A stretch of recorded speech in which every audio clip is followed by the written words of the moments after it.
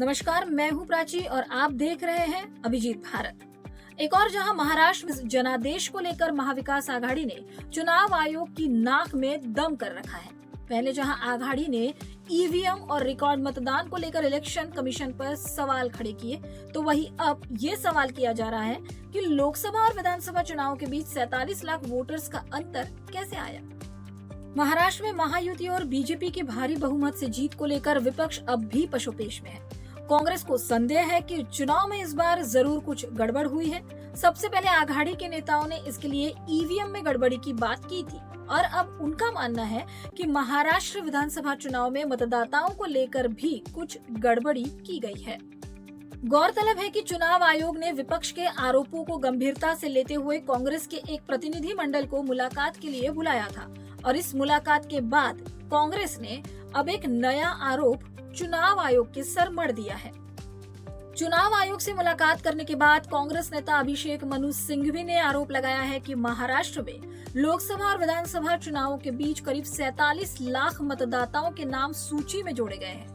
विपक्ष का सीधा सवाल है कि 6 महीने में इतने वोटर्स कहां से आए। इस दौरान नाना पटोले ने गंभीर आरोप लगाते हुए कहा कि महायुति सरकार जनता के वोटों से नहीं बल्कि दिल्ली में बैठे भाजपा के लोगों की वजह से बनी है।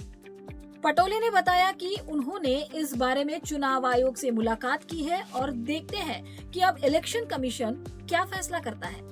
विपक्ष ने चुनाव आयोग पर सवाल खड़ा करते हुए ये भी आरोप लगाया है कि अगर चुनाव सही तरीके से नहीं कराए जाते हैं तो इससे संविधान के मूल ढांचे को नुकसान पहुंचता है। विपक्ष ने मांग की है कि चुनाव आयोग को डेटा निकालना चाहिए और उनके द्वारा उठाए गए मुद्दों पर तथ्य उपलब्ध कराने चाहिए। चुनाव आयोग से मुलाकात के बाद कांग्रेस ने मतदान से 7% के अंतर की ओर भी इशारा किया।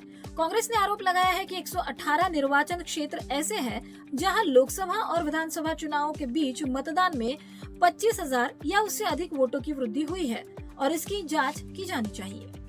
बहरहाल चुनाव आयोग और कांग्रेस के बीच चल रहा ये विवाद फिलहाल थमता नजर नहीं आ रहा है और अब देखना यह है कि चुनाव आयोग विपक्ष के इन नए आरोपों पर क्या सफाई देता है। आज की खास खबर में बस इतना ही। आप देखते रहिए अभिजीत भारत।